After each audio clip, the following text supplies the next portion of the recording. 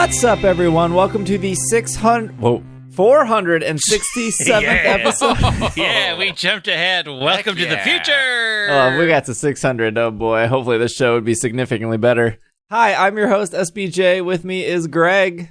Hello. I have been hunting the golden beaver to no success. I'm very sad that no golden beavers have shown up in my home or near me. I actually even put on an incense while at brunch today in an attempt to attract the golden beaver, and it did not happen. The plump mouse Pokemon. Yes. Will is here. Well, now I'm checking to see if I have a golden beaver. But while I do that, let me, I certainly do not. So I have that shiny Genesect, though. I need to inform our listeners that knitting time is no longer solely restricted to Pokemon Masters talk. We're doing it through the whole program now. There's not been enough Masters talk. You need to crank it up. And this blanket's not going to knit itself, so... Are you making me a blanket? That's so nice. No. Thanks, Will. This is my retirement blanket for when I get my chair with the Georgetown seal on it. It's a blue and gray blanket that shall drape over the chair, and I shall point at it when people come to visit and say, that's my retirement chair. Do you want to be buried in it? No. Okay. I have two Bidoof in the house. None are golden. I got Skitty. Boo! Hold on. No shiny Skitty either. I wanted my cashew butter. We have a Pokemon show for y'all today. We'll see how far Will makes it on his blanket for the video people. We got some Pokemon Go drama. I'm already exhausted. We're going to put that for a little bit later. Is there anything else? What else are we covering? Yeah, there's a whole bunch of 25th anniversary announcements. Did you miss those? There was one that we can cover. That's also a headache, so we'll put that for later. Let's start off with the fun news this week. What are we going to start with? Pokemon! Score Bunnies available at Build-A-Bear. No, we already covered that. Pokemon Company settles Pokemon Sword and Shield lawsuit. That's a banger to start off with. I mean... Did people sue over the Pokedex reduction? They were... This was the leakers. They were suing leakers. Ooh. I have it off Polygon.com. The Pokemon Company has settled its November 2019 lawsuit. Can you believe Sword and Shield's almost 2 years old? Yep. Against two Sword and Shield leakers, according to court documents filed on Tuesday. The company filed the lawsuit in 2019 after photos of an unreleased Pokemon Sword and Shield strategy guide were published online before the game's release date. I remember looking at these pictures. The defendants are required to pay the Pokemon Company $150,000 each in damages and attorney fees. When the Pokemon Company first filed the lawsuit, I thought it was Nintendo that technically filed it, but it only had screenshots of the guides posted through a Discord chat. Throughout the we made sure those pictures were not in our Discord chat, I'll tell you that much. The lawsuit, the Pokemon Company discovered that one of the two defendants took the photos while employed by the company that was hired to print the strategy guide. The second defendant then shared those photos on Discord, from where they spread to a worldwide audience. The Pokemon Company said in the original complaint, the photos revealed features that were never before seen, like Gigantamax forms of certain Pokemon. That's true. I think that's when we found out about Hatterene for the first time. Yeah.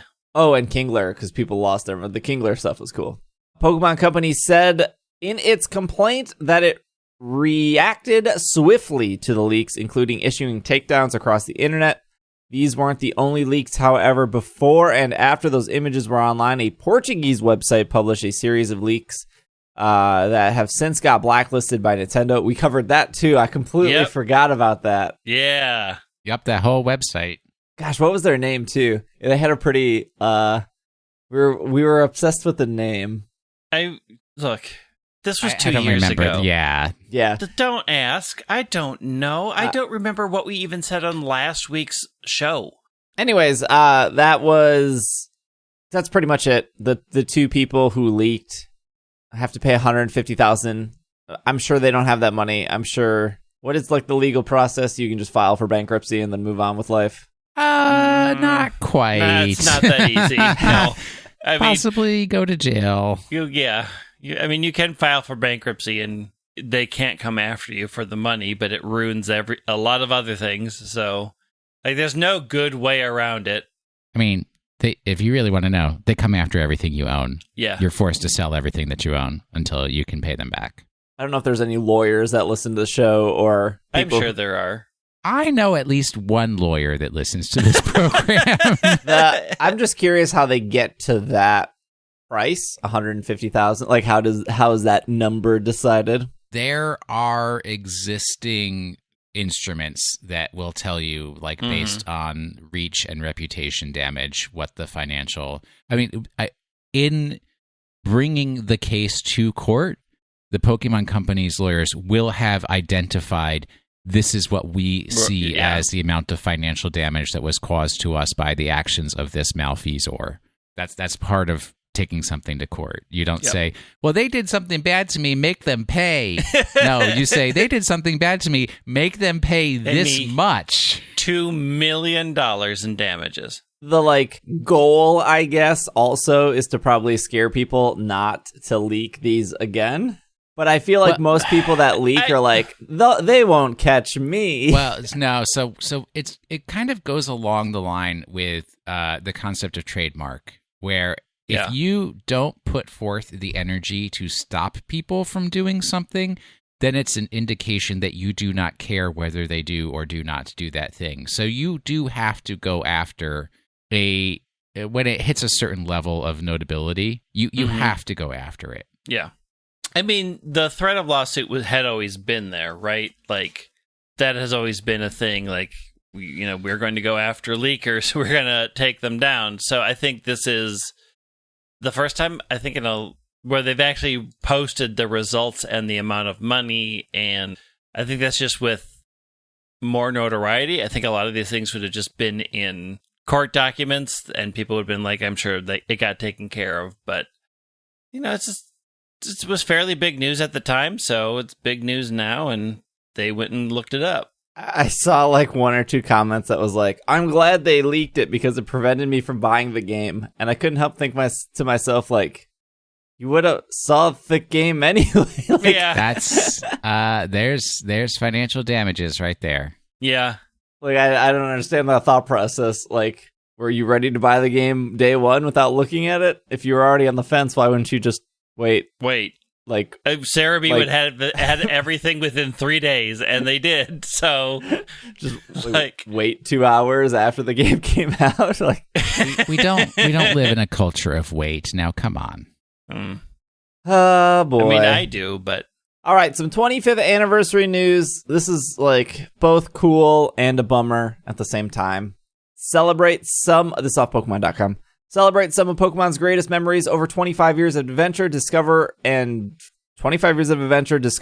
friendship. The Celebration expansion offers plenty to be excited about, including an opportunity to scroll down memory lane with classic TCG cards. Add a joyous parade of legendary, mythical, and beloved Pokemon to your collection, including Mew, Ho-Oh, Zamazenta, Flying Pikachu, and Surfing Pikachu. Join the party with TCG Celebration expansion. That is going to come out October 8th, 2021. It will have more than 45 cards, they say. So 46. Yeah, so not 50. Otherwise, they would have said more Definitely than 50. not 50. It comes with 4 Pokemon V, 2 Pokemon VMAX, 25 classic cards. There will not be booster packs. So this is a special set like Shining Fates was. So Shining Fates came out the week of the 25th Pokemon Day, sorry. Usually they do one of these sets. They're doing 2 this year. There will be a Dragapult Prime. So this is the cool thing about this set. They're taking gimmicks from older games. So Prime was a gimmick in the Heart Gold Soul Silver era. There was a very popular Yanmega Prime that was really good. So they're taking a new Pokemon like Dragapult. They're making a Prime version. They're doing Lance's Charizard V, and then Dark Sylveon V. That's cool, because Gym Leaders was a gimmick. Dark Pokemon were a gimmick. There will be a pin collection. There will be an Elite Trainer box. There will be Mini-Tens.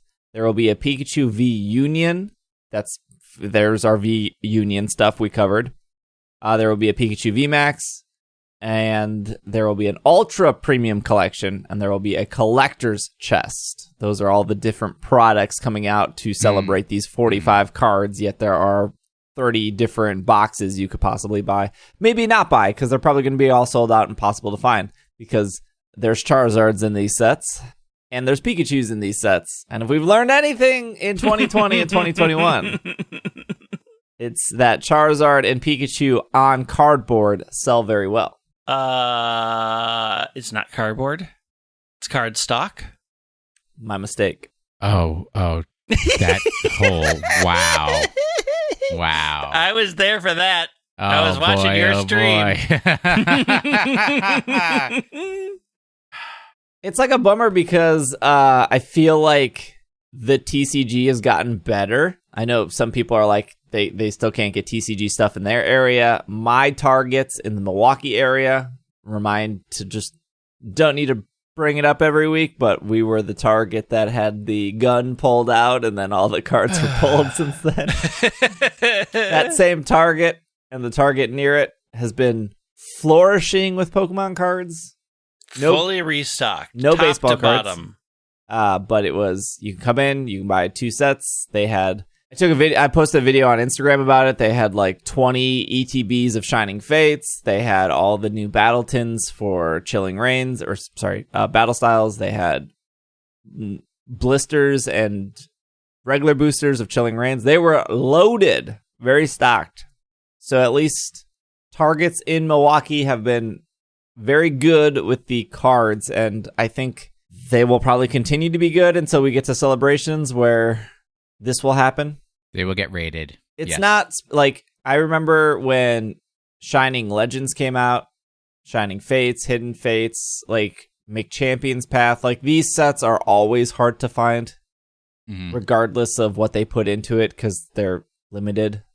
But I don't know, maybe they'll learn their lesson and they'll print more than enough to... No. That's not going to happen. No. That's not a thing. I mean, so what's the downside? What's the sadness? The sadness is cards are going to be hard to find because of this. Oh. People want them Charizards.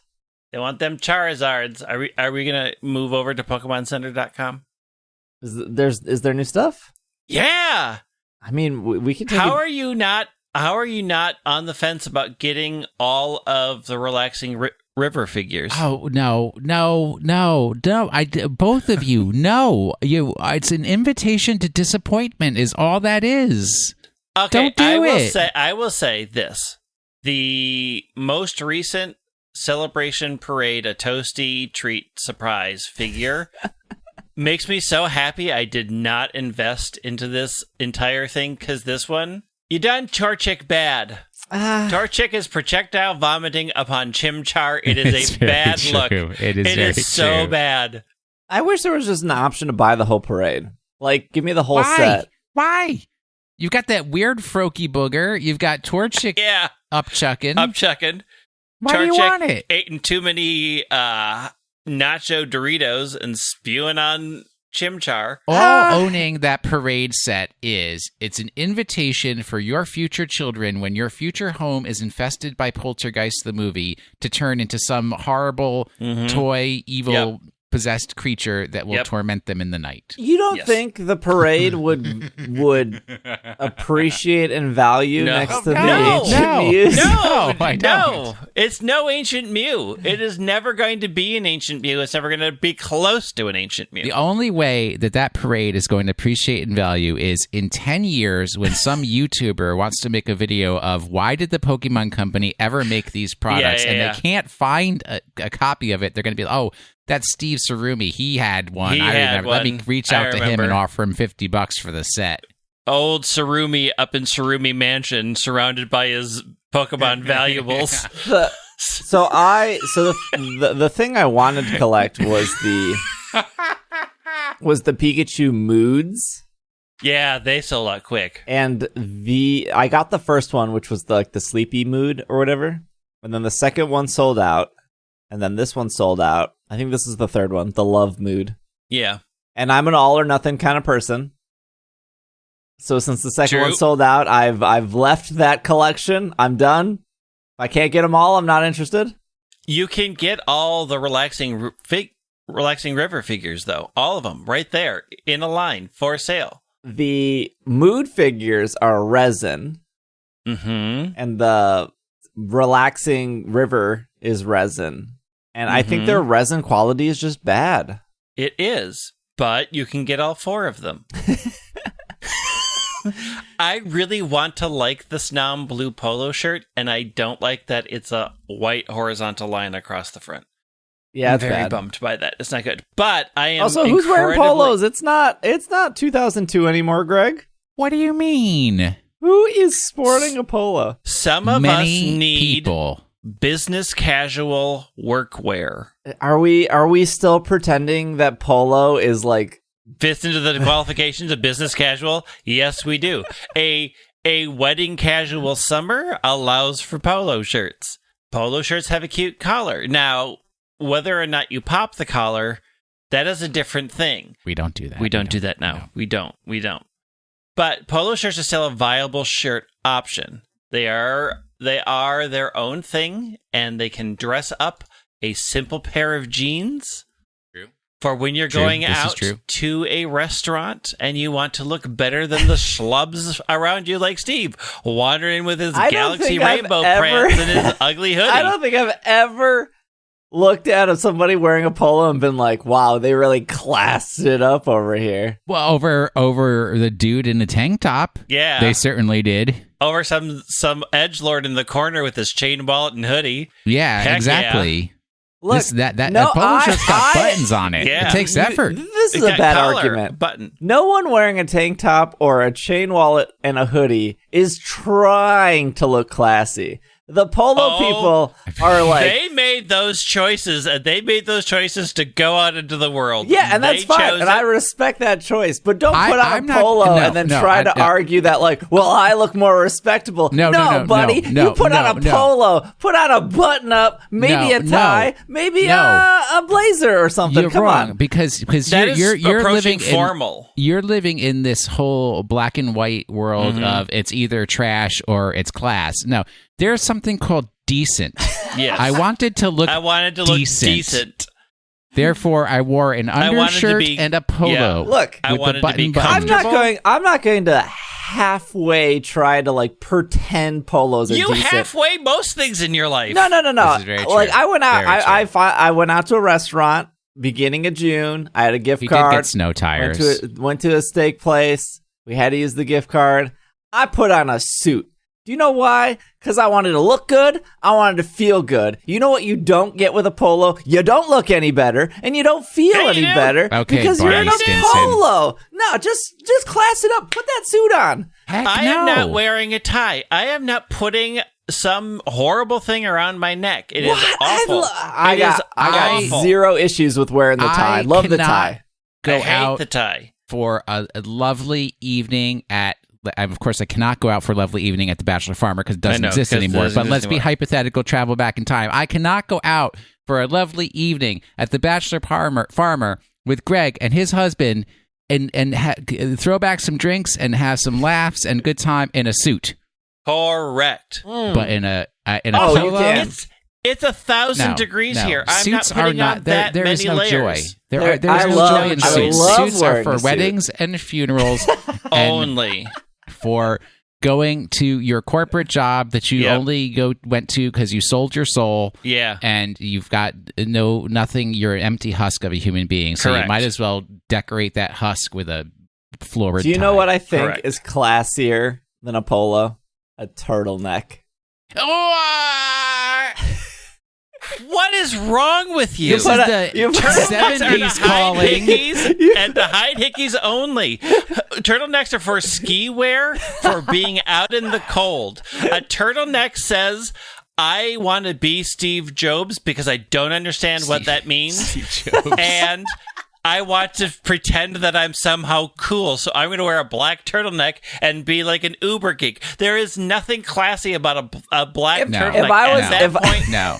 The time travel police from the 70s are coming to get you and drag you back to the era where you belong. I mean, if put I on was at like an old your bell bottoms and your tennis sweater and just be done with it. If I was at like an old country buffet and there was a table with a dude sitting with a polo on and a table with a dude sitting with a turtleneck on, I bet you that turtleneck guy is 10 times fancier than the polo guy. I bet you that turtleneck guy does things in his home that we can't talk about on this program. Also, I bet you that turtleneck guy's 1,000 years old. I mean, I cannot lie. I used to own turtlenecks. I used to rock turtlenecks under my sweaters. Yes, in 1986. Yes, when that was appropriate.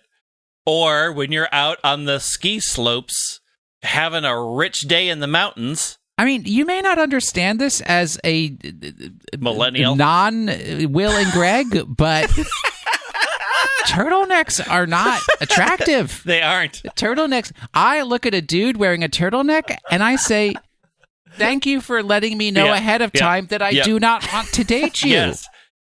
Because what are you hiding in life? What are you hiding under there? What hideous things are being covered up? Open up that polo collar. Let me see them sweet, clean necklines. Something. Those neck tendons. You got to expose the neck. I need to know. I mean, are there? Maybe we need to do a public service announcement to our listeners who are like, I'm trying to get dates and I can't get any dates, and it's like, hey, buddy, if you're wearing the turtleneck, and you're going to Arby's, get lost. That's part of the reason why you're not getting any dates, friend. Ditch the turtlenecks. That being said, I cannot commit to these relaxing river figures. Why? It meets your requirements. I can get them all. True. Yep. It has my boy Pikachu. True. Yep. It's got Psyduck as a floaty. It's all the starters from Kanto because you're a Gen 1er. That's far from true. They're limited release. They probably only made a certain amount of these and then they're going to be gone forever. Clearly, other people feel the same that I feel of these because they haven't sold out. Yet. Can we talk about the $55 grill set? Yeah. Does it include a butter dish? Like it kind of looks like... Let's swing by... Are you getting the 25 stemless glasses? The 25th anniversary No, I have stemless way glasses? Too many glasses. Okay. Let's go to the barbecue if there's set. one thing I don't need anymore, it's cups. Like, I ain't got room for them. I need less cups, honestly. All right, well, start breaking things. Irene did a crime in our house of throwing away our hotbox pizza cups because we had too many of them. Gone? That is a crime. It's an actual crime. I was collecting so many of them. You're filing for divorce. It was a short-lived marriage. We used to like I'm very Irene. sorry. Greg, remind me of this the next time that Irene asks us for consultations about appearance-changing factors. Yeah, and we will say... I have no truck with folks who throw away the hotbox cup. I'm just going to respond, excuse me, hotbox? Cups? No. No, this is over. We're done. Greg, are you getting the egg incubator bag so you can put a plush Roselia in it so when you walk around on GoFest, people know that you got the Roselia in the bag? That See, was now a you're very thinking about long... There's a long thing that should have stopped when I said no all along it, and then you still went for the bad ending, which is still a no. I don't want to carry a bag around. A plastic bag in the middle of the summer but you're on carrying my back. Your child. It's not my child. I didn't give birth to it.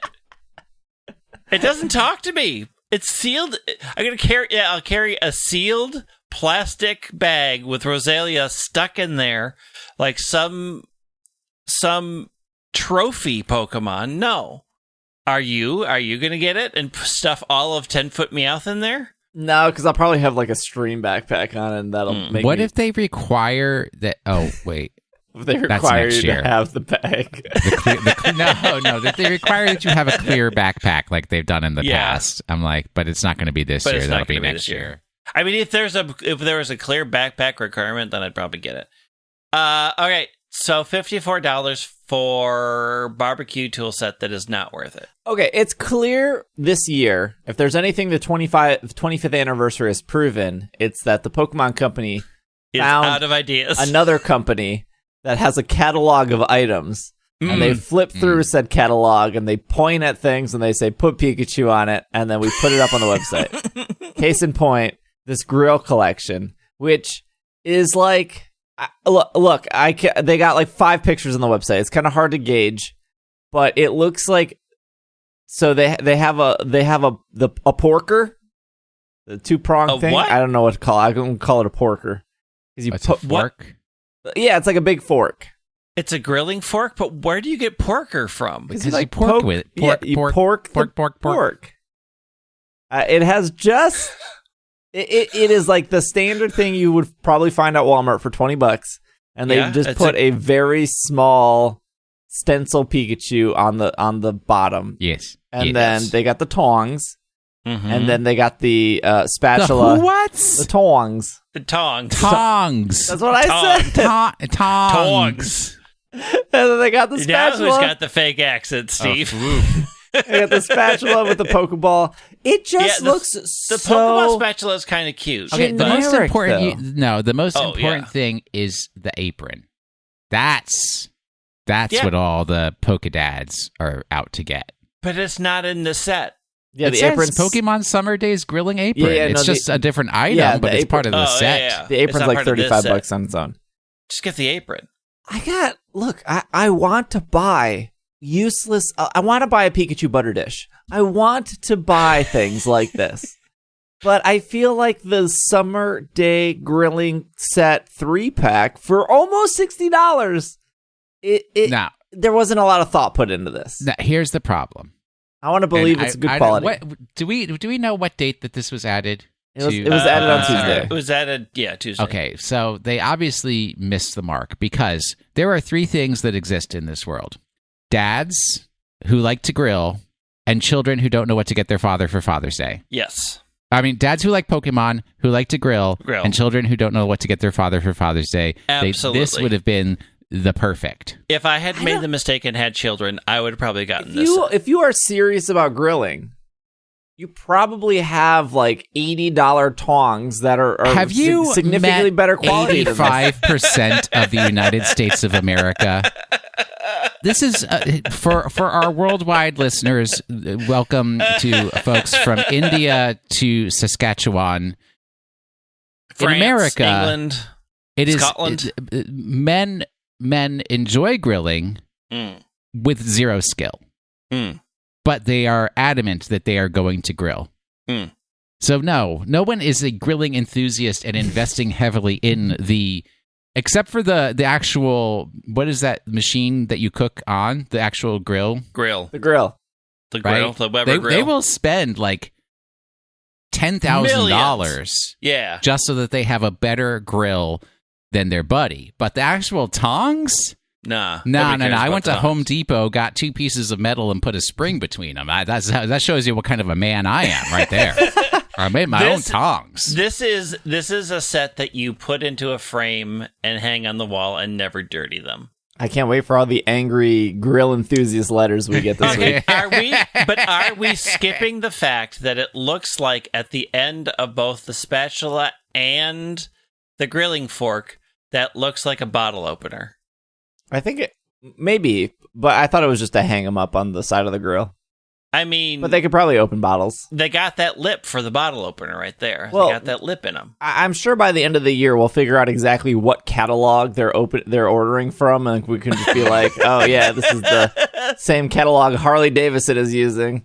Same exact spatula set, it's just they threw the Harley logo on the bottom. Brandedcontent.com for all your branded content needs. I don't know what factory in India. I'm almost positive the resin figures are being made in India. I think that's where they're from. It says China in their thing. Yeah, but when I got the Sleepy one, and then I think the Pikachu Salt and Pepper Shaker, I think they say India on the boxes. So there's lies on this website. Hey, could be manufactured in China, packaged in India. Could be. This is something that can happen. I'm just not sold on any of their resin figures. Maybe they need a different factory or quality control, or I don't know. They need a better resin scientist. Yes. Okay. let's take a break. When we come back, we got some Pokemon Go stuff. Yeah, we got some plans for Go Fest and some outrage and some other stuff. So we will be right back. This podcast is brought to you by Shaker and Spoon, a subscription cocktail service that helps you learn how to make handcrafted cocktails right at home. Why?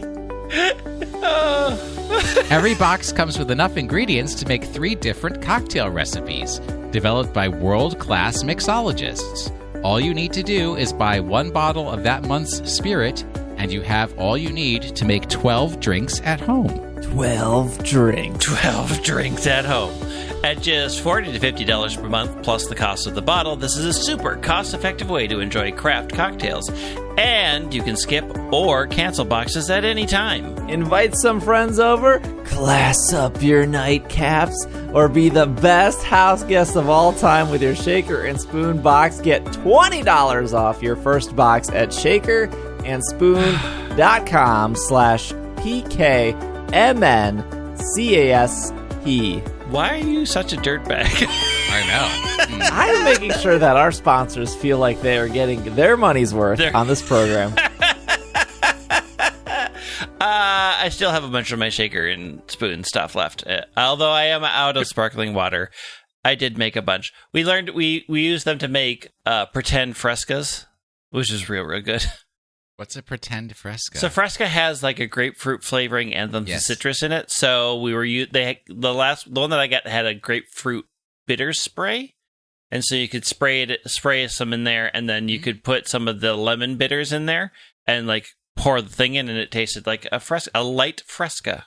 How nice! We were getting really very creative with our Shaker and Spoon box. So it has opened the door. It has. For experimentation. I can't drink, but it opened the door to other experimentations. You get $20 off your first box at shakerandspoon.com/PKMNCAST.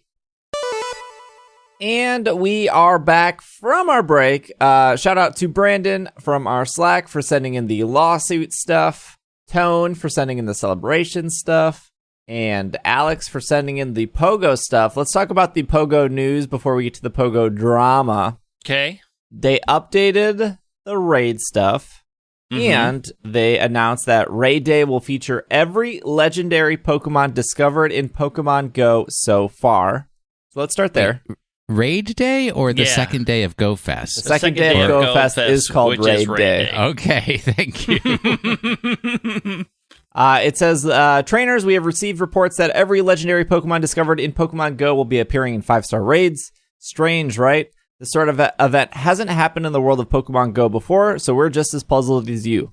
Hopefully we will get answers during the event to why that is happening. There's your story.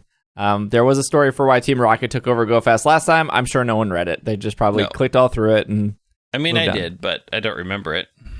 From Sunday, July 18th from 10 to 6, legendary Pokemon will appear globally in 5-star raids. Each Pokemon will be appearing during one of 4 themed raid hours during the event. So from 10 to 11 and from 2 to 3, Mewtwo, Ho-Oh, Latias, Latios, Regigigas, Altered Form Giratina, Cresselia, Virizion, and Therian Form Tornadus will appear. In Lava Hour from 11 to 12 or 3 to 4, Moltres, Entei, Regirock, Groudon, Heatran, Reshiram, Terrakion, and Therian Form Landorus, this is a mouthful, and Yveltal will appear in 5-star raids. From Frost Hour, 12 to 1 or 4 to 5, Articuno, Suicune, Lugia, Regice, Kyogre, Palkia, Kyurem will appear, plus Uxie, Mesprit, and Azelf will appear in the regions they normally appear in. And then finally, during Thunder Hour, from 1 to 2 or 5 to 6, Zapdos, Raikou, Registeel, Rayquaza, Dialga, Cobalion, Therian Form Thundurus, Zekrom, and Xerneas will appear in 5-star raids. Mythical Pokemon will not be appearing in 5-star raids. You'll get 10 raid passes that can be used in person, 10,000 bonus XP. Completing timed research will give you up to 8 remote raid passes. And then there will be a bundle that will contain 3 remote raid passes that will be available in the shop that day as well. So they don't really mention, are the ones that have previously been shiny, can they still be shiny in this event, or is it a non-shiny event? I would assume that they wouldn't turn off shinies. Yeah, I would assume the same. But, shiny on is shiny on. Yeah, but we have been in shiny off times before. Those are usually accidents. Yeah, but they don't specifically say, which makes me concerned. People really want shiny Dialga and Palkia. So you could maybe be like, are they going to turn those shiny? Mm-hmm. I feel like Zekrom and Xerneas and Yveltal and the other one, Reshiram, those are still like too new. But I guess I could turn those shiny as well. I mean, whatever. I mean, they'll do whatever they want. You're in a weird situation because, like, whether or not they turn on shinies, if you're at, like, Mall of America, let's just say we're at Mall of America, there's 7 gyms, and Reshiram pops, and it can't be shiny. Well, what are you going to do? Are you going to be like, I'm not going to do this raid that I can access at any point in this mall and just ignore it? Or are you just going to, like, wait 30 minutes for it to despawn and for the next one to pop up? Well, I mean, hopefully the other ones that you want are at the other gyms, right? So, like, you can pick and choose which ones you're going for.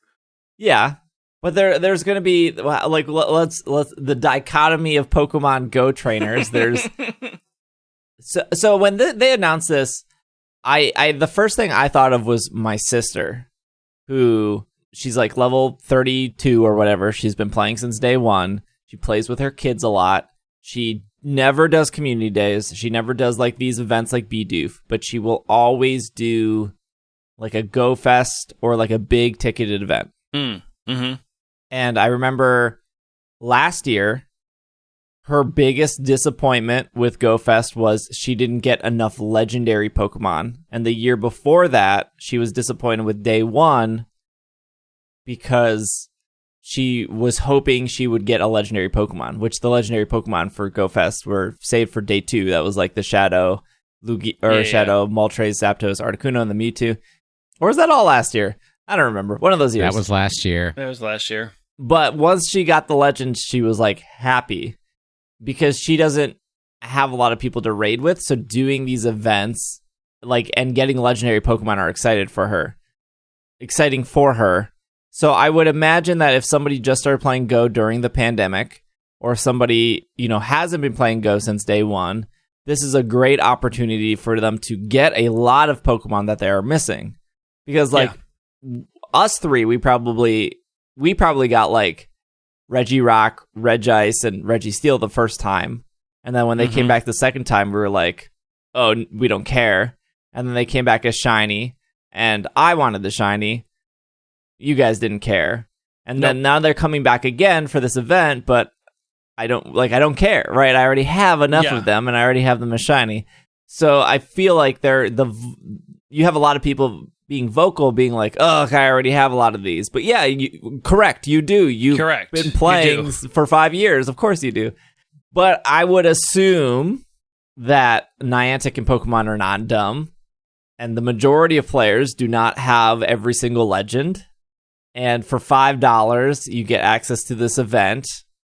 They make a big deal about it. They force everyone to play. It's going to be very easy to get these legends if you have. Force everyone to play. Yep. Well, you could be like Will and spend the money and not play. Yeah, sure. Yes, correct. So I think event-wise, I think it's a good event. I think it's a good event. I mean, it's a 5-year catch-up, let's do everything event, right? Like everything is back. It's a new players and old players. It's a nostalgia for Pokemon Go, which is weird to say, but it is 5 years, so whatever. It boggles my mind to some extent when people who have played the game for years are upset that events come back. Well, I actually look at it a little differently. I look at this as Pokemon Go saying, hey, buddy, you know how you give up every Tuesday night, how you take off time from work and you're so obsessed, and like on Tuesday nights you drive around to literally 30 raids within the raid hour so that you can do absolutely every single one. So not only can you get the shiny, but you can get the shiny with the highest stats and everything. They're like, dude, chill. This is your time to relax. But no, not, like it's like we are casting judgment on how you have been playing this game for the past 5. We did not intend for you to be so obsessed. You should relax, because guess what? We always bring it back around. We always bring it back around. So you didn't need to give up so much of your life for this. So you have a player like my sister, which is probably a lot of people. They're missing legendary Pokemon. They don't get to do raids that often. They do these big events. They will probably focus on the ones they're missing to fill out their Pokedex. Then you have like the battler people who they need a good Reshiram. They need to do a good Zekrom. They will ignore every Regirock and Heatran's actually pretty okay. Virizion, they will ignore those because they're looking for whatever for Go Battle League or for raid carries. And then I feel like you have players like me, which unfortunately that turns into Greg and Will, where we're doing every one that we can because we're already here. So we're going to make the most of our time. We've already sunk the $5 in, and we already bought raid passes. So we might as well, instead of waiting for the next 30 minutes, we might as well just do this one. Yeah, Heatran better be okay. Your entire bachelor party was a lie. Yeah. I think it's cool. The problem is like your location. Are you in an area that has 10 raids? And if you're not in an area that has 10 raids, do you have access to a Discord or unfortunately a Facebook group where your other people can say, look, I got the Giratina, and you're like, oh, thank goodness I only got Thundurus over here, and you can join in.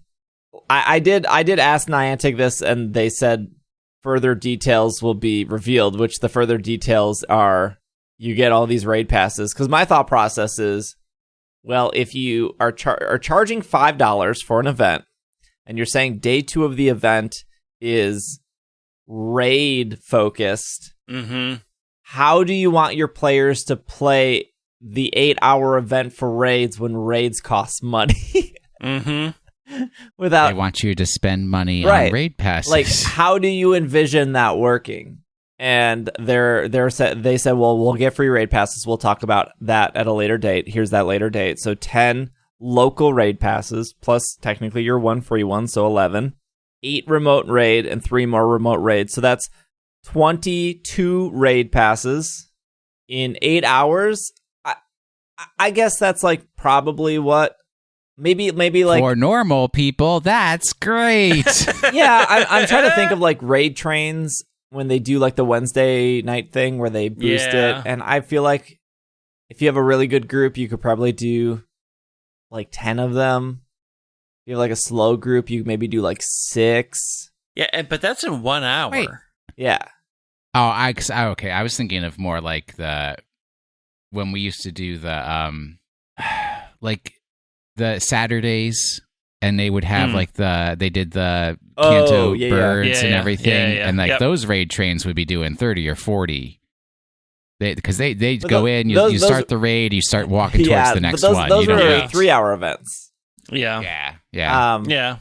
But in the sense of like needing to remote in, that is just more time consuming. You can't like when you're in person and you're doing a raid train and you have like 20 of you and you all jump in and then you start doing it and then you start walking to the next one. Very easy to coordinate.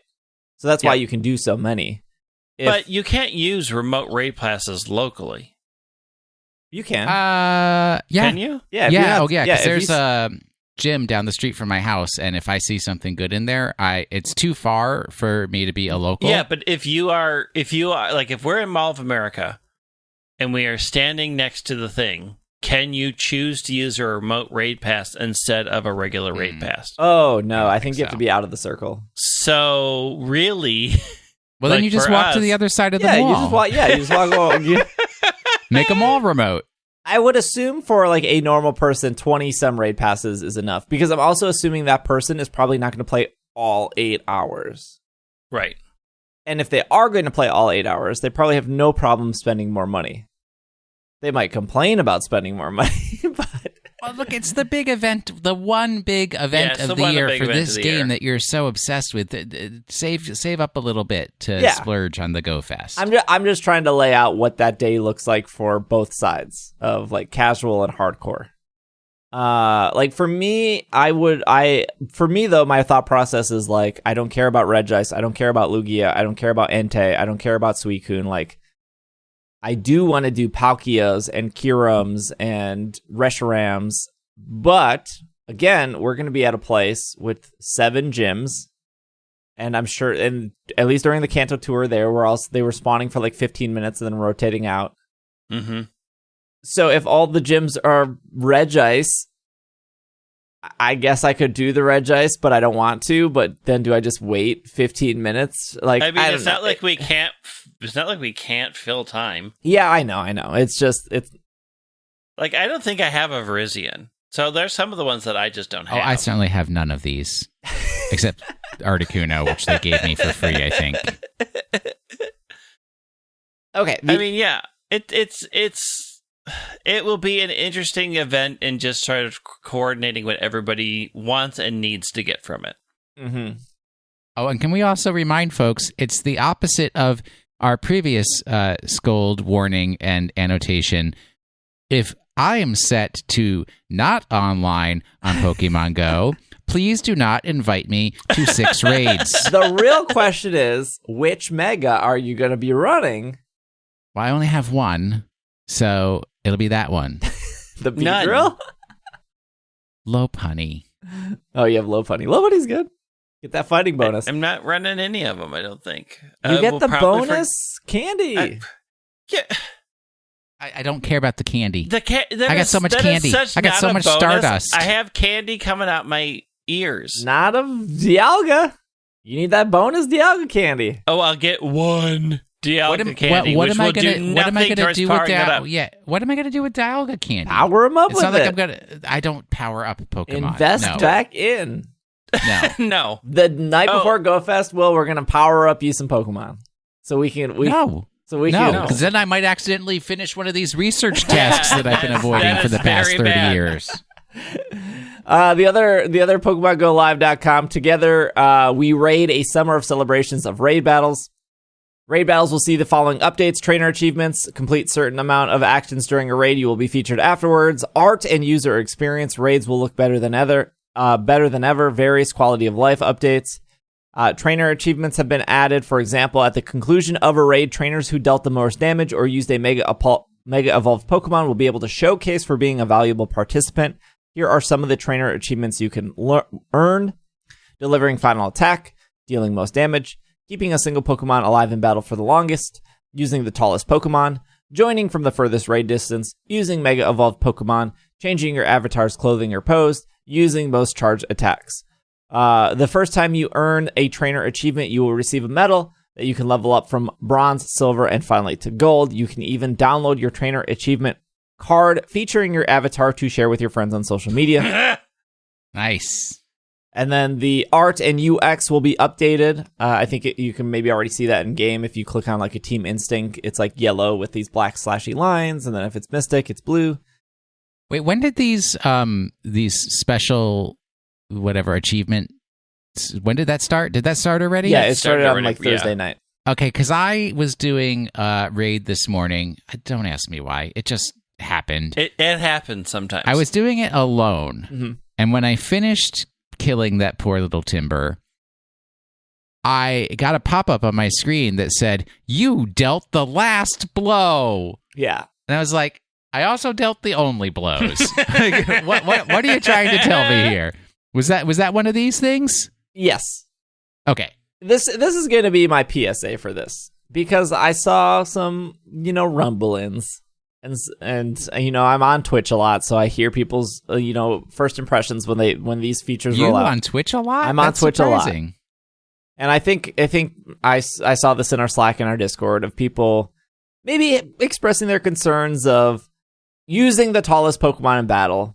People might bring Executors just to get this, or keeping a single Pokemon longest in battle. People might bring Blissey to get this, and that would encourage bad Pokemon being brought to raids.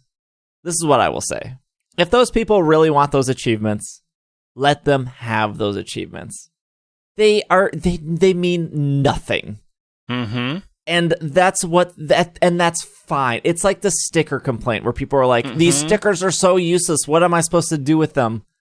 Nothing. They're just fun. Have you ever received an actual postcard in the mail and somebody slapped a sticker on it and you're like, why did they slap a sticker on it? Because they're trying to make an enjoyable thing that means nothing. You'll look at it for one day and then you'll throw it in the trash and then you'll never... These are just fun things. They failed. If somebody at the end of the raid goes, wow, my Pokemon was the tallest, they're not going to remember it in 10 minutes. It's whatever. It's just a fun, dumb thing. And if somebody really wants to always have the tallest Pokemon amongst everyone in battle, let them have it. It's fine. It doesn't mean anything. Your raid might take 5 seconds longer because they're using a Alolan Executor and not Mega Houndoom. Or you may fail it. It's true, you might fail it.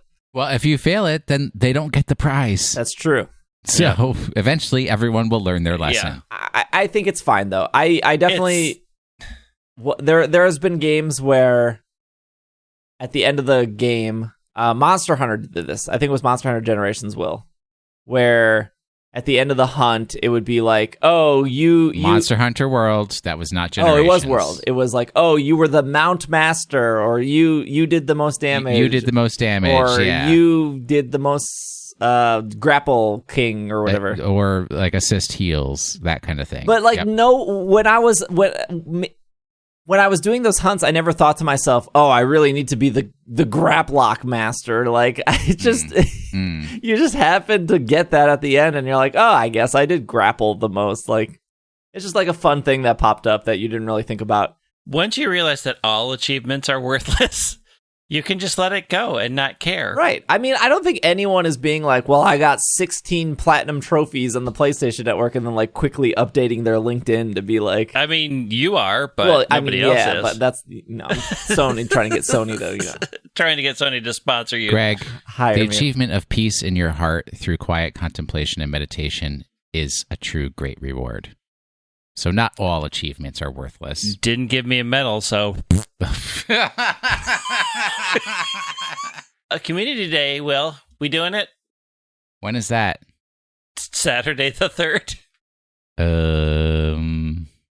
It's a Sunday, it's right? possible. It's possible. What? Is it Sunday? No, Sunday's Saturday, 4th of July, 3rd. buddy. Oh, okay. Yeah, Sunday's 4th of July.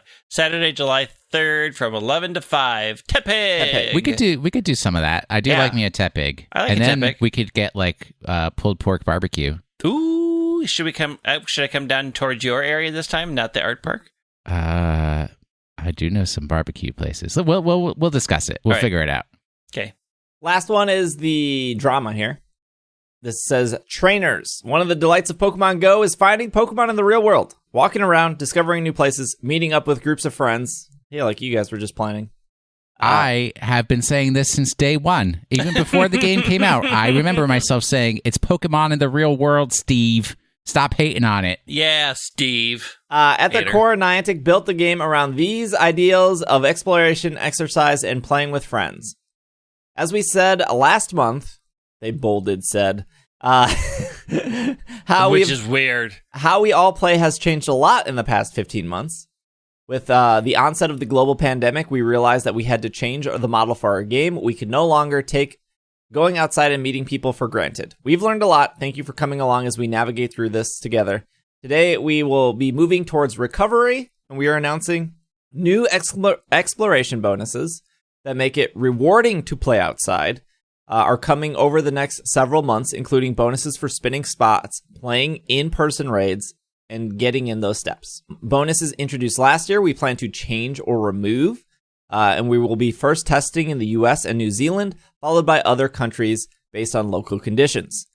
And they then said bonuses introduced last year we plan on keeping, including first catch of the day, Go Battle League, and trainer battle requirements. We will only remove these bonuses after GoFest 2021. Starting in the United States and New Zealand, we wanted to give you advance heads up of what's coming and our thinking behind it. As we said last November, they bolded the word said again. Well, it's because it's a link to their updates, which is just like it's so passive aggressive. Yeah, Whatever. but the problem is if they don't do it, people will be like, you lied. And they're like, no, we didn't. We said specifically here. We're committed to doing this in a staggered way that makes sense for each place in the world to help people safely and then to return outside again. These changes are aimed at the focus of Pokemon Go on movement and exploration in the real world. These changes will slowly be introduced and carefully making it more exciting to explore the world around you. Blah, blah, blah. There's a lot of fluff here. Okay, new bonuses for playing in the real world. There's a 3-part step. These will be first in the US and New Zealand. You will receive up to 2 free raid passes a day. Seems good. It's 100% more raid passes. The benefit from increased incense effectiveness while moving around. Makes sense. Incense should work better if you're moving, in my opinion. Be guaranteed gifts when spinning a Pokestop as long as you don't have maximum gifts in your inventory. Also good. Especially since I feel like people complained that it was hard to get gifts. So they're saying if you have 19 gifts, you spin that stop, you're guaranteed that gift to get you to 20. And you will receive 10 times the bonus XP for spinning a Pokestop the first time. Yeah, I don't really care about that, but whatever. Bonuses introduced last year that we plan to remove or change. Over the last year... I mean, the bonuses that they said here will end September 1. Yes. So they said, I think they say this maybe at the end, that they want bonuses to rotate out per season. So just like seasons have, like for the Seasons of Legends, you got bonus XP for doing raids. And the one season, there was something, I don't remember what it was. So they do want to, they said some bonuses they'll tweak, some bonuses they'll change, some bonuses will go away, new bonuses will come in. Bonuses we introduced last year that we plan to remove or change. Okay. Over the past year, incense effectiveness was increased to attract Pokemon to you more frequently, even if you weren't able to leave at home. After the change, the effectiveness will be set at the standard level when you're stationary, and increased effectiveness will kick in when you're moving. We'll come back to that. Previously, your buddy will bring you more gifts each day, up to 5 gifts at once, up to 3 times a day. This was because we knew trainers were running low on supplies like Pokeballs and berries to catch Pokemon. As we move to encouraging trainers to play outside, they will continue to receive supplies spinning stops. After the changes, the frequency of these buddies will be reduced. Okay, no one cares about this. The buddies brought like 2 potions and 1 Pokeball. And that's only if you actually like paid attention to it. Like, I don't think anyone cared about this change. I disagree, but okay. Did you rely on it? Yeah. Like, yeah. I never relied on it because my thing was always full. Yeah, all the time. Like, my bag was always full, so I could never receive things from buddies. There are no stops near me, like that I was in my house. The only way I was getting anything or gifts to send to friends was through my buddy when I was trying to push. No, this is 40. different from your buddy going out to the Pokestops and grabbing stuff. This is the little thing that they wrap up in a leaf. Mm-hmm. This is the leaf and thing. You have to AR them. Yeah. It doesn't give you much. No, it never really did. doesn't. It was like 1 potion and 1 Pokeball. No, I mean I've gotten a lot from that bag. I've gotten huge swaths of potions. I feel tons like of berries. I would get way more if there was an option of like I need Pokeballs and I need stuff. I would just open my 30 gifts and I would be max. Yeah, that's what we're like. If you were like I'm out of stuff to do, open your gifts. Like I don't even have time to open my gifts. Again, I'm a hardcore player. So, but like the reason I don't end up opening 30 gifts a day is because I have to like 90% of my game is storage management. So it's like I got to delete berries, I got to delete Pokeballs. Now I can open all 30 gifts, but that also takes like 15 minutes to do. So I'm just going to skip it because I already got max items. Previously, that's why you haven't opened my gifts. Now I see. I haven't opened your gifts either because I don't need your friendship bonuses. Pokestop and gym interaction distances were increased. To enable people to engage from further away. After this change, the distance will revert back to the standard distance when it makes sense in different places, though it may be increased during future events or past certain events. Okay, so this, what I just read here, was what people were the most angry about. So we'll come back to that. Remote raids have been an important part of the game in the past year, and we're going to continue evolving them. Our intention is to find the right balance between remote play and in-person play, so stay tuned for more details. Many of these in-person raids changes will be to prepare for the eventual return of EX raids. Hot take, I love EX raids. I hate EX raids. I love them so much. I love knowing that the EX raid is at 1 p.m. and when I will go there, there will be other people there because we're all on a schedule and we do it and we leave. Yes. I love it. It's great. The times and locations that they chose for these EX raids, if you work a full-time job, are not very conducive to that. Yeah, but I hate that argument. Not everyone is 9 to 5, though. That's such a bad argument. But it's not a bad argument. It's a realistic argument. There are a ton of people who play. Argument. There's a ton of people who play this game. Yeah, and there's a ton of people that are not 9 to 5. There were I went to plenty of EX raids that were on Saturdays and Sundays. I went to plenty EX raids that were after 6 o'clock. Yeah, but not all of them are not all of them are at that time either. If they're saying EX raids are, I don't care for them for that reason. It was a hit or miss whether you got it, and it was a hit or miss if you got something that actually worked for you.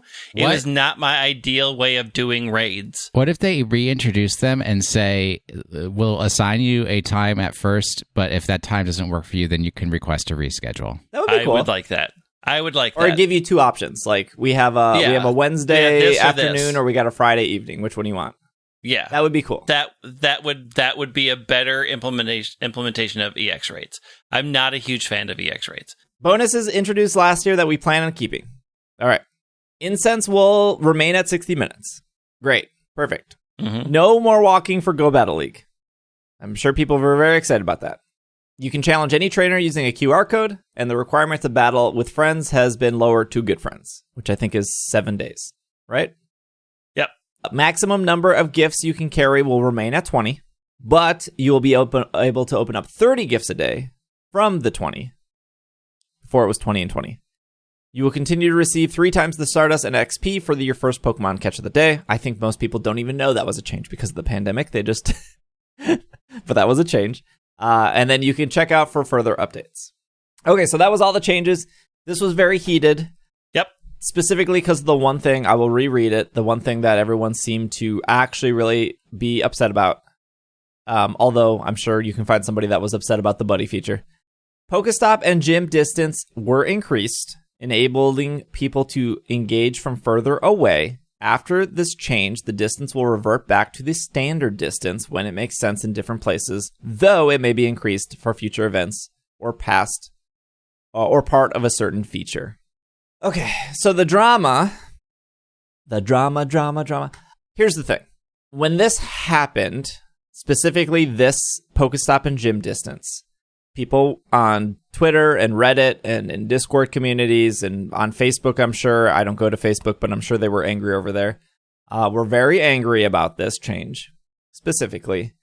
And they were complaining to Niantic on Twitter, but they also went to Niantic's employees' Twitters to complain because they felt like Niantic wasn't listening to them in this regard. And specifically, Liz, who some hardcore people might know, is the head of social media for Pokemon Go for Niantic in the United States. Now, there is different managers for, India, Korea, Japan, and there are different managers for different games. So, like, Niantic has a media manager for Ingress and for Harry Potter Wizards Unite. Liz specifically only deals with Pokemon Go. I've worked with Liz a ton of times. She's incredible. She's great. And she has said for the last however many years that her Twitter account is her personal Twitter account. She does not report on anything Niantic official. Even in her little bio, it says, hey, if you're having trouble with Pokemon Go, sorry, I cannot help you. You must use at Niantic support or whatever it is, Pokemon Go support. But if people were like, hey, when is Caterpie getting a cowboy hat? She would be like, hey, I can't answer that, but if you want to give feedback about the Caterpie hat, here is where you can go. And because people were so upset about the Pokestop and gym interaction distances were increased, or now they're decreasing, they personally attacked Liz on her personal Twitter. And she has deactivated her Twitter. She is now gone from Twitter. And we haven't heard from her since.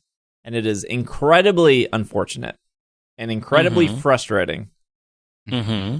that at the end of the day, this is just a video game. Mm-hmm.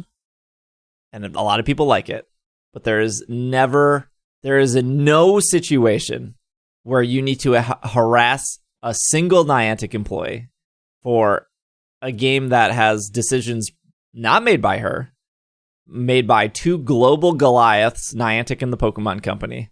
And her job is just to make sure that she gets that information out there the best she can, right? Because if she personally had a problem with something, she isn't going to complain about it on her personal Twitter.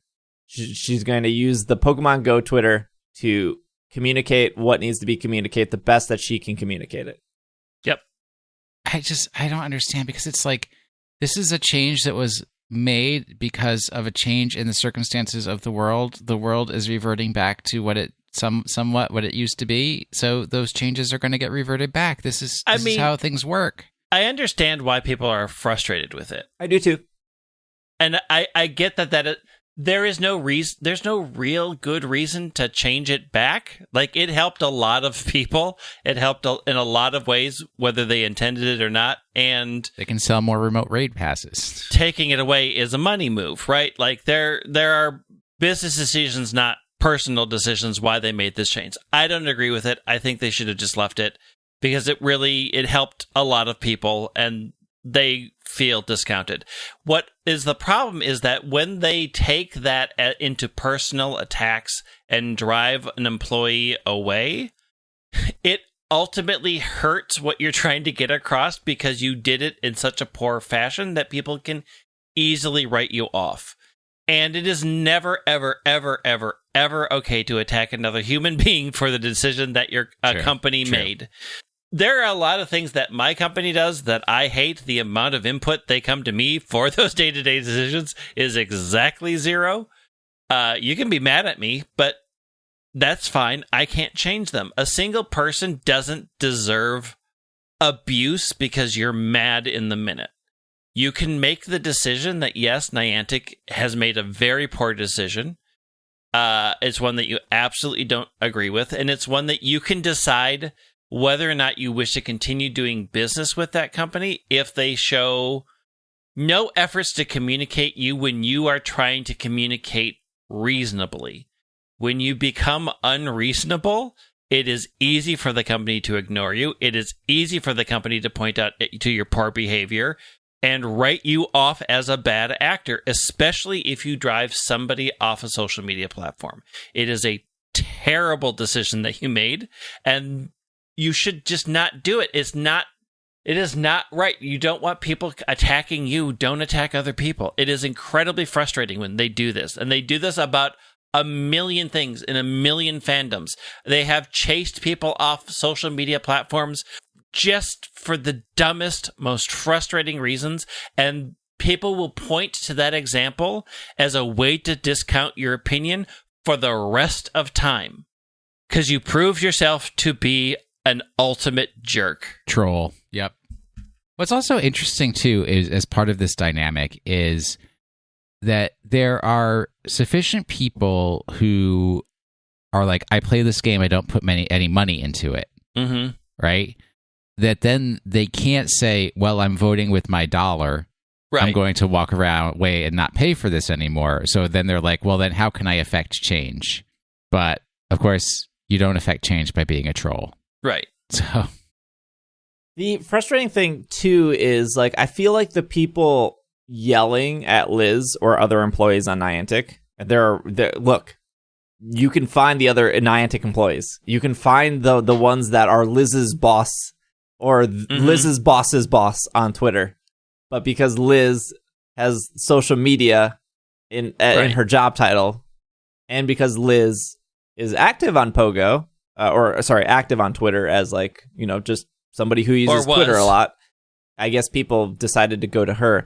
But what these people don't understand, and I'm assuming it's the people, I know for sure it's the people yelling at Liz, and as I've talked with Liz tons of times, like I said, I've worked with her and Niantic on stuff. I've always told you guys when, if Niantic pays for my event, I let you guys know. But she deeply cares about Pokemon and Pokemon Go. Yep.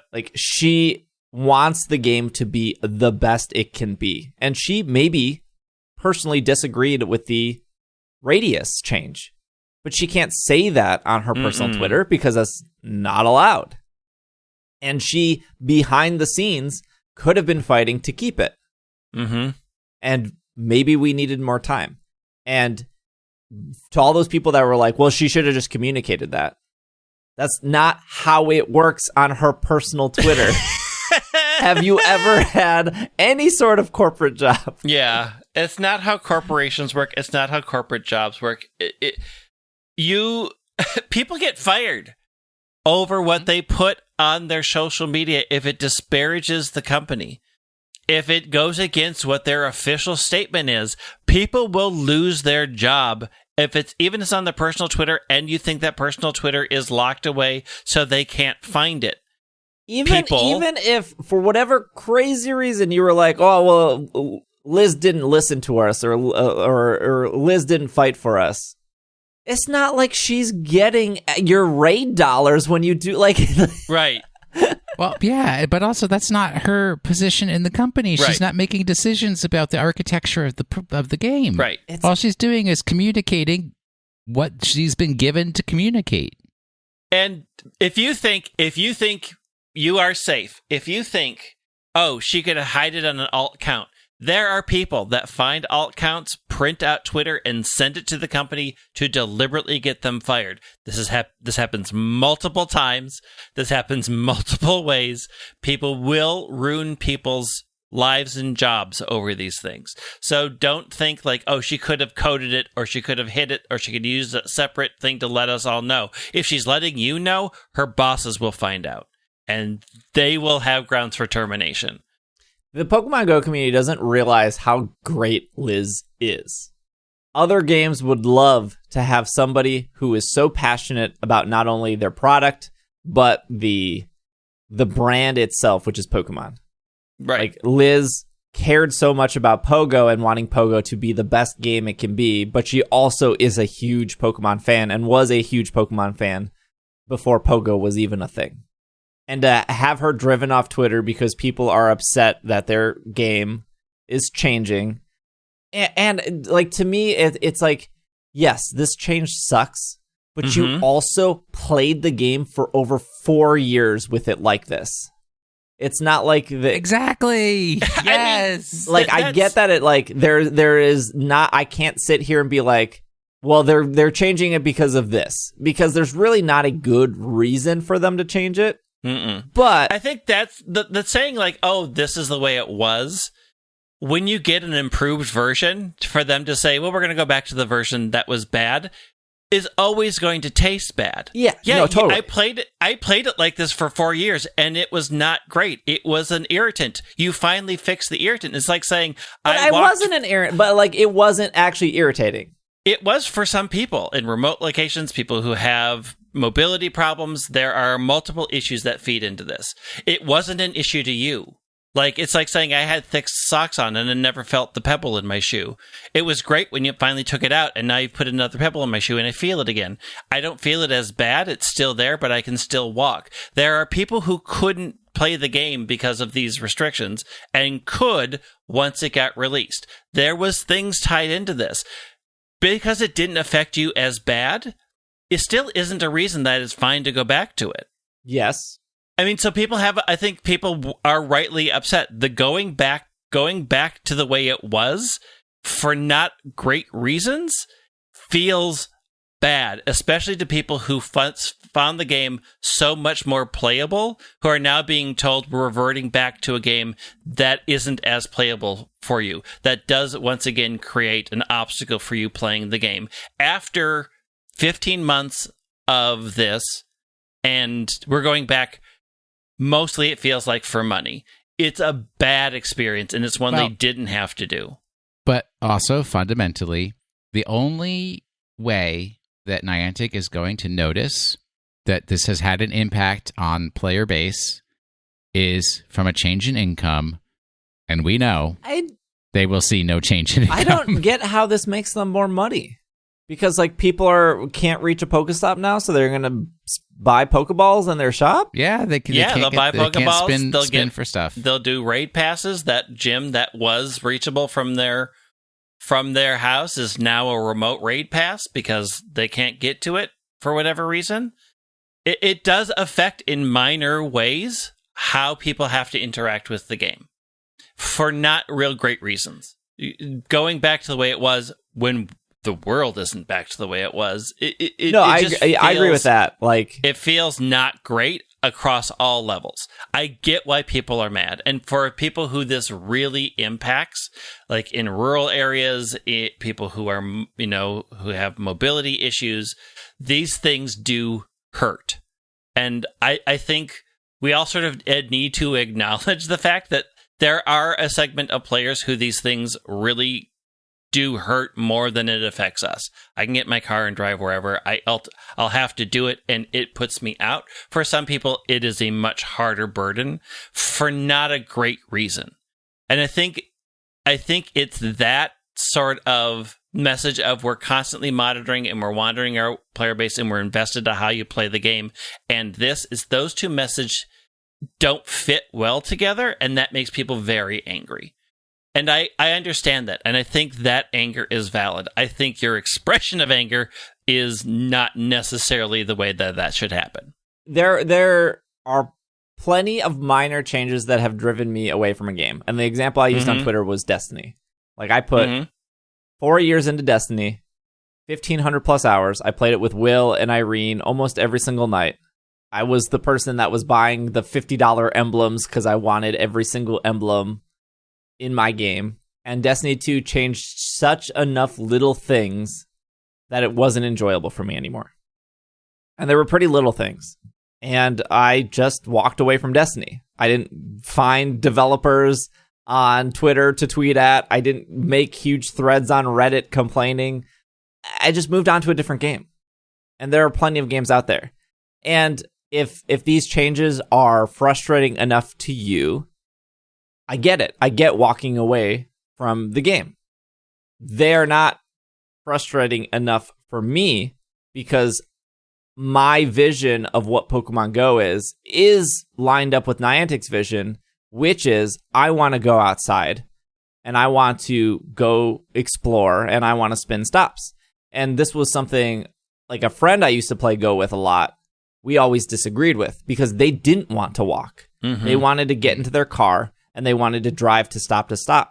And I would do that because like that's what they wanted to do and that was most comfortable for them. But I hated playing Go like that. I wanted to be on my feet. I wanted to walk from place to place.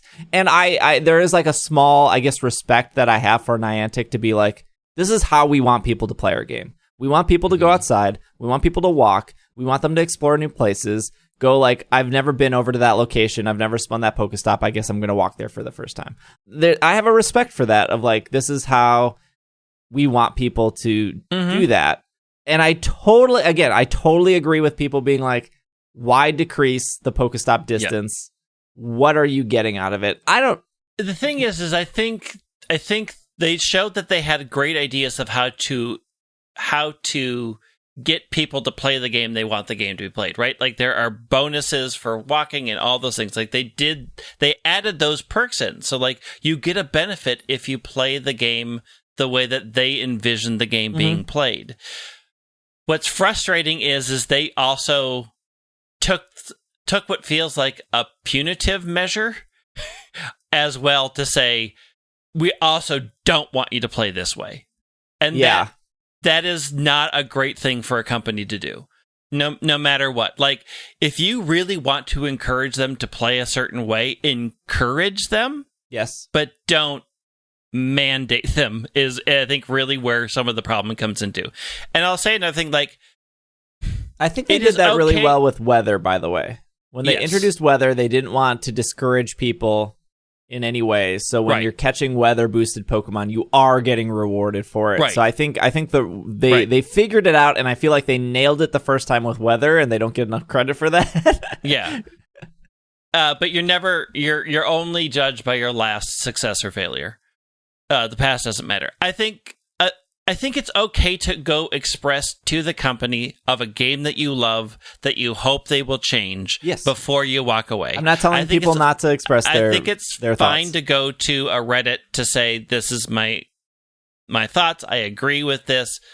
I think it's okay to write them a letter. I think it's okay to reach out to them in email or on Twitter in a respectful way to say, here's what this does to me.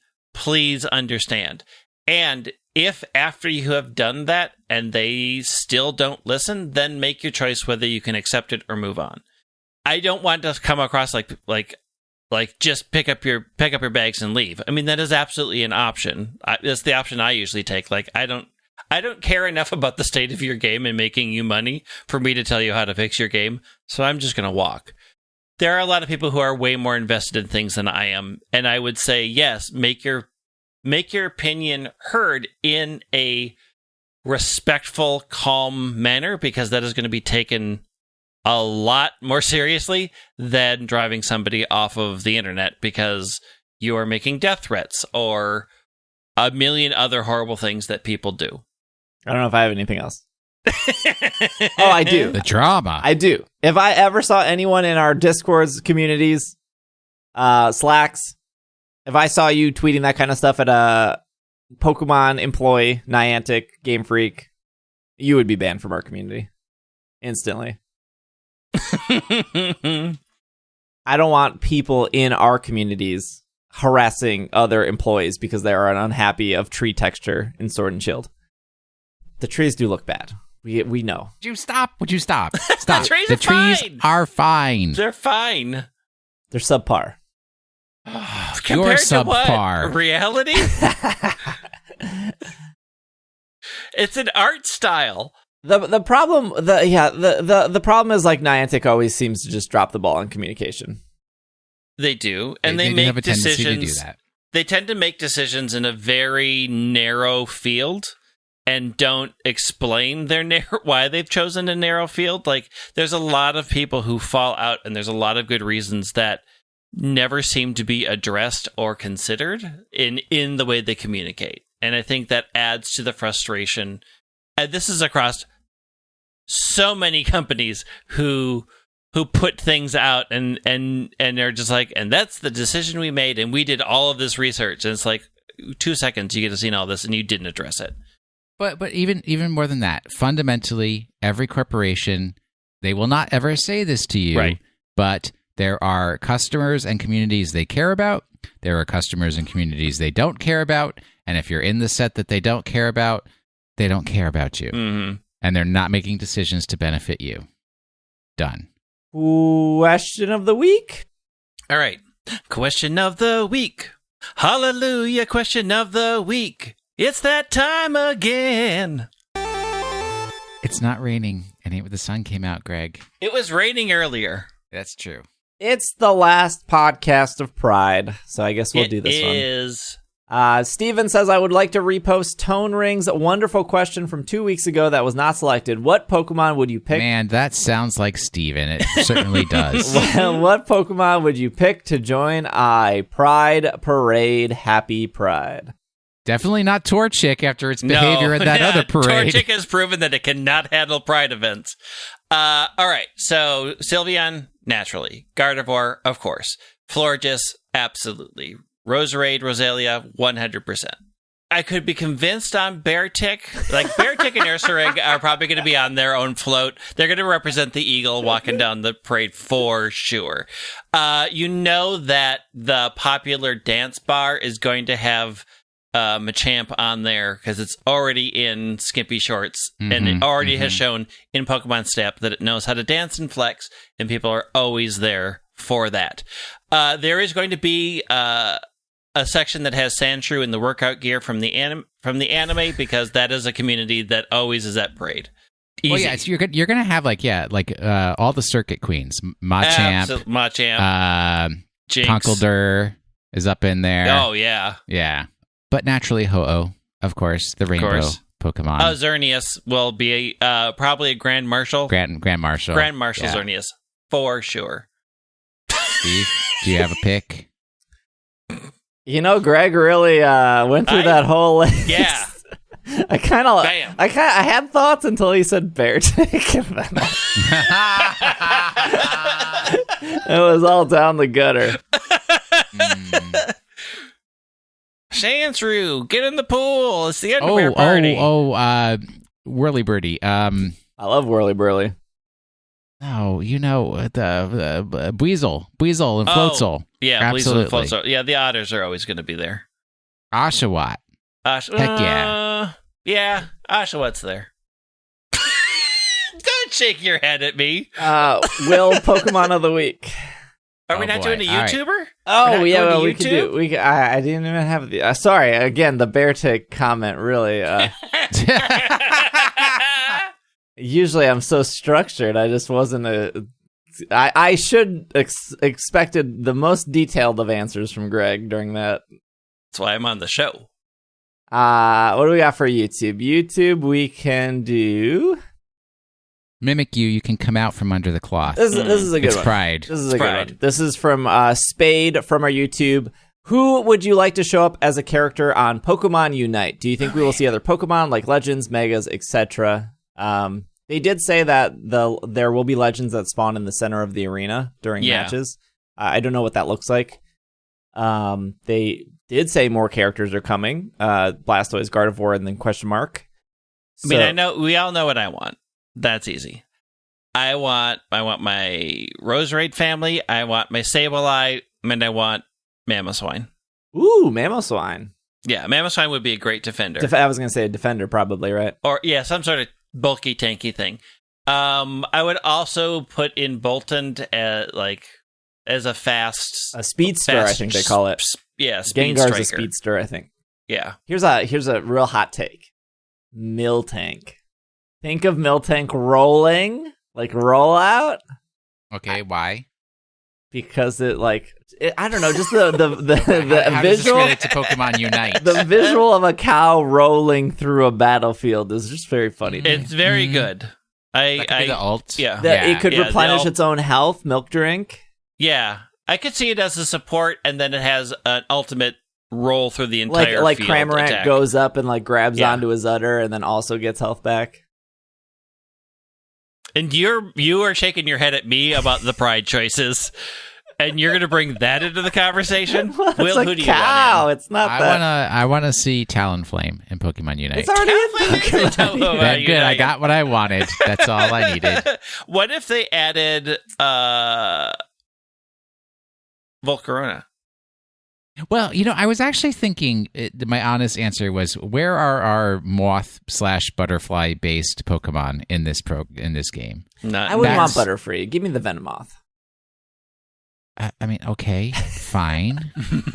Could we get one of them, though? Yeah. We need Vivillon. Ooh. Vivillon, Volcarona. Well, Volcarona would be good. Volcarona would be great.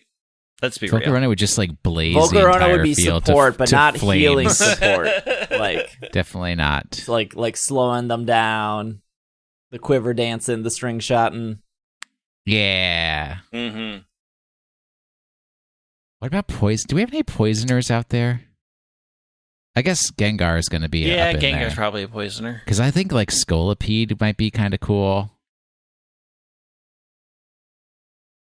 Oh yeah, Scolipede would be great. Jeff would play Scolipede for sure. All right. Question of the week, Will. Pokemon of the week, Will. Oh, sorry. Pokemon of the week. All right. So last week's Pokemon, I don't think that I said it specifically, but it is in a very unique category because of its weight. So its weight affects how much damage or what the attack power of Low Kick and Grass Knot are. Its weight impacts whether it has a modifier for getting caught by a heavy ball, whether it can compete in Fancy Cup, Light Cup, and whether it can or cannot be taken into the air by Skydrop. Here, who even knew that if a Pokemon is too heavy, it can't be picked up by Skydrop? This was news to me. And also, its evolution is Jeff's favorite Pokemon. And I feel justified in saying that since Jeff was referenced as a potential member of Team Slush Rush. So, there you go. It's... Chat. Chatot is eligible for Fancy and Light Cup. Mm-hmm. It's Bergmite.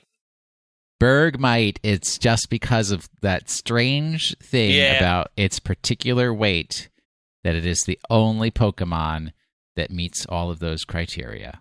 Very strange. And Avalugg is Jeff's favorite. Yes, Avalugg is, well, I mean, may not be anymore. I don't know. But I still at think a it's time, up there. Avalugg was Jeff's favorite. The Shuffle icon is incredible because it's the entire Pokemon. Well, it's a little guy. It's a heavy little guy. I like I do like the shiny. I feel a little conflicted about the fact that it's yellow snow, but well, I said a little conflicted, not majorly conflicted. I mean, is it snow or is it ice? I mean, we're splitting hairs at that point, aren't we? Yeah. What about next week? Well, what's all right? We have no. There's literally no. There's nothing. Unfortunately, There's nothing. I can't It's help with that. Iceberg stalagmite. Here we go. This is for all the Pokemon Go drama. This is the Pokemon Go Pokemon of the Week. I finally added this week's Pokemon to my Pokedex by completing a portion of a special research task that began on December 14th, 2020. It is not the final goal Pokemon of the special research, but only one you collect along the way after giving your buddy 10 treats. Jesse and James are no longer required for this special research. This Pokemon was a notable addition to my Pokemon Go collection because it seems like it should be relatively common, but I had neither caught it in the wild nor hatched it from an egg since its initial release on May 17th, 2019. It turns out that this Pokemon is not usually available from eggs and can only be caught when a mossy lure is used on a Pokestop. This Pokemon has 2 fast attacks, Bullet Seed and Tackle, and 3 charged attacks, Dazzling Gleam, Petal Blizzard, and Seed Bomb. This Pokemon can evolve into one of 2 final forms, randomly determined within Pokemon Go. The final evolution is generally available in the wild in Pokemon Go, but the form you will see depends on weather conditions at the time of capture. You cannot alternate the forms within Pokemon Go. There you go. Not too hard, not too easy. Pokemon Go players, put your thinking caps on. I forgot to say somewhere earlier in the episode, there was an issue with Apple Podcasts last week. Nothing I can do here. We've talked about this before. There was an issue on Spotify like 3 months ago. This is what I will say, though. Because if you made it to the end, you're obviously a hardcore fan. Thank you for making it to the end. But let me tell you the details here. I don't expect anyone to understand how podcasts work. But it's really straightforward on my end. It's the Wild West. I upload the podcast only once. I edit it. Well, technically upload it 3 times, but that's because we have a premium feed and whatnot. Anyways, I edit the podcast, I hit the upload button, and once it goes onto the RSS feed, it goes everywhere. Where our show is available on 200 different podcast apps: Spotify, Stitcher, Apple Podcasts, Pocket Cast, Overcast, you name it, Podbean, we're there. Think of 185 other podcast apps, we're there. I don't specifically ever, and no podcaster does, upload specifically to Spotify or specifically to Stitcher. That's just not how podcasting works. So when it doesn't appear on your favorite service, I assure you that I didn't forget to upload it to that service because that doesn't happen. But this is what I can guarantee. If I got hit by a bus on Sunday night, while in my last dying breath, I will text Will and I will say, make sure that Monday's episode gets published. And it will. It will get published. It gets published every Monday morning at 6 a.m. Central Time, no matter what. So if it is 6:10 a.m. and you're like, where is my podcast? It is undoubtedly your app and not me. Because when I'm crushed underneath that bus, I will make sure I hit that upload button, or Will hits that upload button. So the other way you can test that is if you just go to our website, PokemonPodcast.com. If the episode is there on the website and it's not in your favorite podcast app like Stitcher, there's probably an issue with Stitcher. There's not a lot I can do to specifically fix that, but Apple Podcast has had a lot of issues in the last week, specifically because they were supposed to release their premium podcast episodes on June 15th. And that never happened. Like, I uploaded the premium podcast for Apple Podcasts, and that button doesn't even appear for listeners yet. I've done everything they said they were going to do. And for some people, the episode popped up in Apple Podcasts. Some people it didn't. I did get a couple tweets being like, did you forget to upload to Apple Podcasts? No, I didn't. Apple Podcasts is just broken this week. But like I said, I promise you, 6 a.m. Central Time, every Monday, the episode will be there. And if it's not there, it might be your podcast app. Unless suddenly I go missing. But I don't, even if I go missing, Will make sure the podcast goes up. Yes, correct.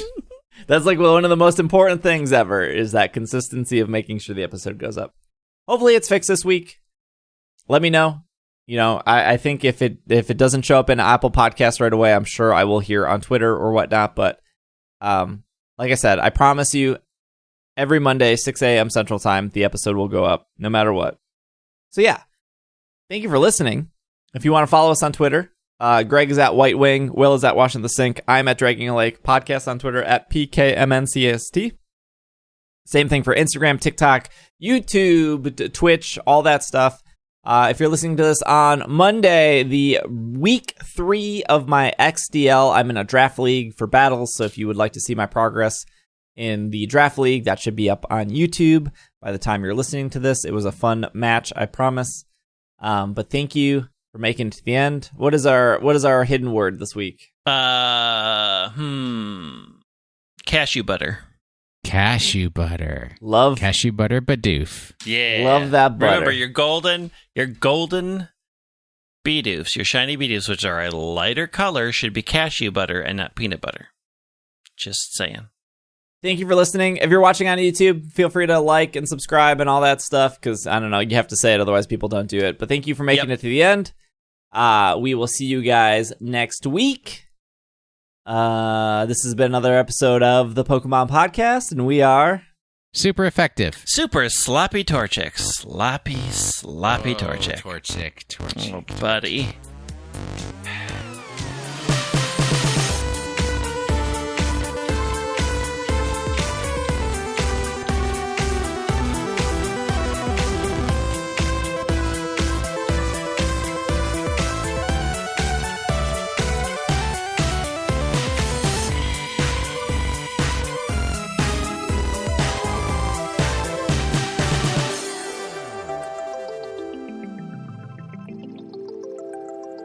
A huge shout out to our Patreon producers of this episode, starting with Kevin, Brian, Courtney, Jacob, Jessica, Jetsy, Kay, Bovine, Pat Matrick, Patrick, Potato, Sean, Steven, Alvaro, Dylan, Gray, Josh, Casey, Catherine, Nate, Ryan, Evan, and Steph.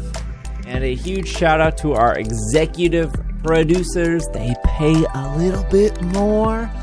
Anthony, Joseph, Brady, and Spencer. Thank you so much for your support. If you too would like your name read at the end of the episode and you have money burning a hole in your pocket, you can head over to patreon.com/PKMNCAST or ISE.cash to support the show. Thank you so much for listening, and we will see you next week.